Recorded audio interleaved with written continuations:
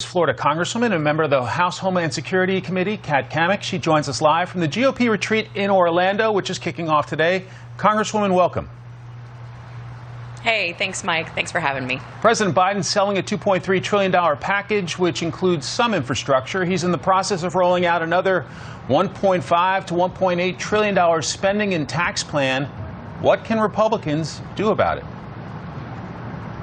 Well, the big question is how in the heck are we going to pay for this? We've just come off a record spending with so-called COVID relief packages. Less than 9% actually went to COVID relief. Now we have an infrastructure plan, or I should say so-called infrastructure plan, where less than 6% of that is actually going to roads and bridges and rural broadband, actual real infrastructure. The left wants to socially engineer what they call green infrastructure, childcare, Supreme Court reform. All this stuff is packed in, but we have no way to pay for this. We have record levels of national debt, and if you look at the plan that the Republicans put forward, it's a fraction, but it deals with all the core issues and infrastructure that we have to deal with failing roads, failing bridges. We have got to get back to the basics in this country. We cannot sustain this ultra-liberal left agenda that Biden and Nancy Pelosi are trying to ram down Americans' throats. It's unsustainable. So what we're focused on right now here at the Republican retreat is those basic things. Getting infrastructure, a real infrastructure plan on the table, getting real COVID relief to Americans, getting businesses back open. And you notice we're here in Florida for this Republican retreat. Why? Because Florida is open for business. This is what we need to get back to. Well, one possible pay for they're talking about is raising taxes on businesses and higher income earners.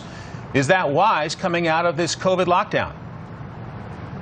Absolutely not. Listen, people and entities, organizations, we're all motivated by incentives. The higher that taxes will go, the more that people will hold back on investing. They won't have that certainty long term to keep growing businesses and creating jobs.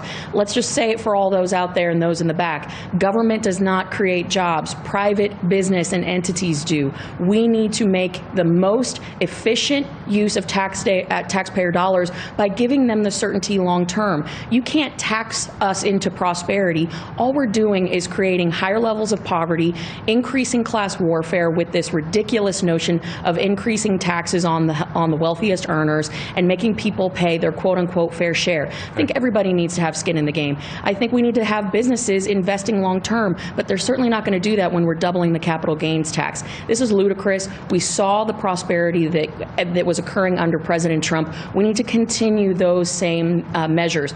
If it ain't broke, let's not fix it, right? All right, well, to the Republican retreat there in Orlando, where you're taking us behind the scenes, what are your expectations? Yes. So we've seen for the last few months, these first 100 days under President Biden, that Americans don't like the direction that the country is going.